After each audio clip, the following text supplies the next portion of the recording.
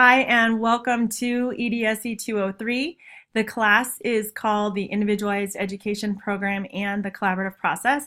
And my name is Tracy Gershwin-Mueller. I'm a professor here at UNC, and I work in the School of Special Education. My areas of interest of research are mostly based on working with students with challenging behaviors and collaborating working with families to improve family professional partnerships, and a lot of that happens during the IEP meeting. So I'm really excited about this class. It's fully online and it's an undergraduate level, and so that's really new.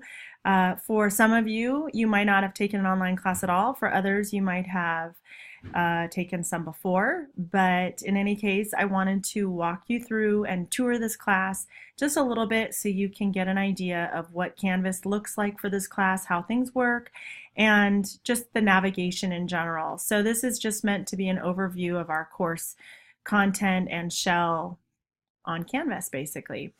I'm recording from home. I'm going to do my best to bring in as much of me and my personality to this class as possible. It's always a challenge teaching online because I don't see other people. I'm just talking to my computer right now, so who knows what you guys are doing. You might hear my dog sneezing right now or not, but my dog is down below me sneezing. And I have 3 daughters, and they are ages 15, 13, and 9. There's never a shortage of any drama in my house. And so it's always fun and always an adventure. You'll read my introduction when you go to the Start Here folder as well, but that's just kind of me in a nutshell. My background is as a special education teacher, and I was licensed in inclusive elementary and special education as an undergraduate student years ago, a long time ago. And then I was a teacher for a while, and I have a master's degree in special education and another one in curriculum and instruction. And then, of course, my PhD's in special education, where I focus mostly on family professional partnerships and behavior. So let's talk a little about this class. So when you go to enroll, the minute you enter this course, it's set so that your home page will look like this. You'll have a banner that says the title of the class, you have the course description, and there's some quick links for you to get to on your home page. One of them is the syllabus page. If you click here, it'll take you straight to the Canvas syllabus page that also happens to have the doc Word as well as the PDF of the syllabus. So if you want to download those and keep them on hand on your computer and not have to rely on the internet for that, then that's available as well. This is a Start Here module where I basically will walk you through all the expectations for this class and kind of just a lay of the land. And then, of course, right here is your course schedule, where if you click on that, it will take you directly to a schedule that basically sets the entire course over the next 15 weeks for you, with the unit, the weeks, the topic, the readings, and the assignments. So there's always the opportunity to work ahead. Being that this is online, each unit opens up 1 week at a time. However, if you do want to work ahead, there's always the option to read ahead and do other work ahead. If you look at the course schedule, you'll get the information to do that. If you click here, there's a quick link for readings, websites, and laws that are retrievable and easy for you to access. These are just some quick link resources for you that you might find helpful. Of course, we have textbooks, but sometimes you have some article readings and or manuals, and so those free readings that I make available to you, you can access them right through this button right here titled Readings. And then if you scroll down, you'll see the entire course in units. And again, there's just a brief visual of the button that takes you directly to the unit, as well as the topic of the unit and the dates of the unit. Note that most of the units are 1 week, but there are some 2-week units, and those weeks will have a little asterisk, and it'll say it's a 2-week unit, so you'll know that ahead of time. So there are 10 units in this course, and you can look on your own through this and see the different ones, but we start with an introduction to inclusion, and we basically work our way all the way through understanding the IEP process and procedures. And so that means it's not just about the IEP Individualized Education Program document that you're going to want to be learning, but it's also about the collaboration that takes place with respect to that, collaborating with families, collaborating with students, etc. I just noticed there's like this light glare. Think of it like my brain waves are going, woo! Told you I'd bring my personality to class. So anyway, that's kind of just the home page and what it looks like there. And then if you click on announcements, you'll see that that's where any announcements that I make will be available. There's just the simple welcome to our course one that's up and available now for you to see.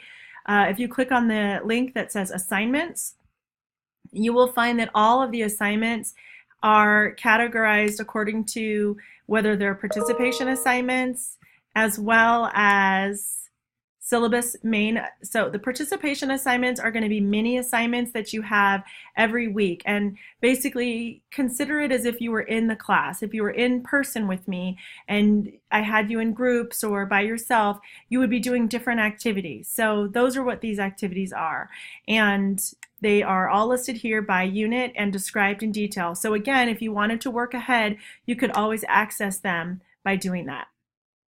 And then there's syllabus assignments right here. These are the major syllabus assignments that you might have, or that you do have, I should say, but you might want to start working ahead on, is what I meant to say. And so if you want to do any of that, you can read them. The rubrics are here, the information is here, and those are all, of course, described in more detail on your syllabus, in your syllabus. And then here's the discussion board topics.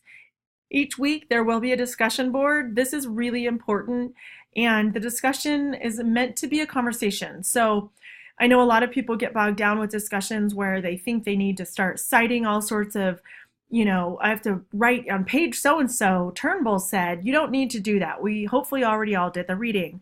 What the discussion is meant to be is if we were in class and we were having this conversation. What would you want to say about it? How would you say it? And think about it. If you were in class, you wouldn't sit there and talk for 20 minutes while everyone just listened. You'd probably share something and then somebody else would chime in and then somebody else would chime in. That's what your discussion boards are meant to be like. And so because we have such a large class, we actually have a really big class this semester, you're going to be having your discussions in discussion board groups. So that'll keep things a little bit more manageable for you, and so that you're able to really have that rich dialogue. Think of it like these are your table mates. These are the people that you're sitting by virtually instead of in an actual classroom. So again, on the assignments page, you can see each and every discussion board topic posted and ready, as well as syllabus assignments. This is just a shortcut arrow that makes it smaller in case you want to make things smaller or larger in your own viewing of your assignments page. So again, all assignments for the entire semester are listed in assignments with the due dates, and you'll notice that when you go to the syllabus page, it is actually, there's, like I said, a doc and PDF version of the syllabus available for you to download, but also the entire syllabus is spelled out here. But if you go to the very end, you'll see that all of the assignments for the entire semester are listed here as a summary, and they can be added to your own calendar so that you don't forget. I say this because it's really important that we follow the timeline within this course. Just as if it were in person, when things are due, they're due that day. So it's important for you to know that. Quizzes can be accessed through, you will be having quizzes in this class, and they will be accessed in the assignments folder the week that they're due. And as you know, basically going back to the home page is kind of always your go-to. And when you want to go, if you do want to go to certain modules, you can always click on modules that way. But let's just go step in and start here right now. And if you click on the start here, it'll take you right to your start here folder. And you'll see that each module starts with information. You can either go through the module pages by going through each one down this way, or you can open the first page like I'm doing now. And then my face is kind of covering it, but over to the right here, there's a next button. You read what's here, you click next, and I don't know why my picture's not showing up, but my picture of my family is. And then that next is there. You might have to scroll all the way down. I definitely wrote a lot there. Then you're going to click next. And we do have a doctoral student who's going to be teaching with us this semester, Lane. So here's her information.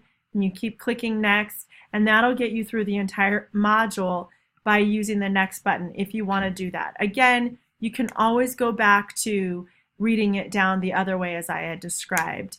To access Unit 1, it's the same thing. You're just going to click on Unit 1, and it'll move it right to Unit 1, where you can see each unit will always start with the schedule at a glance.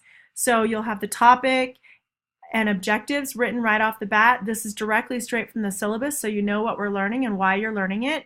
Then any readings that you have that week will be listed here. Note that you don't have any this week. And then the assignments for the week will listed right below there. So you will have all the list, and basically what a lot of students like to do is print this out at the beginning of every unit and use it as a checklist to make sure they get through everything they need to do so that they can complete that unit in time. As far as dates goes, I'll go back to the home page and just point out that each unit opens on a Monday. This week it opens on a Monday, and it closes on a Monday.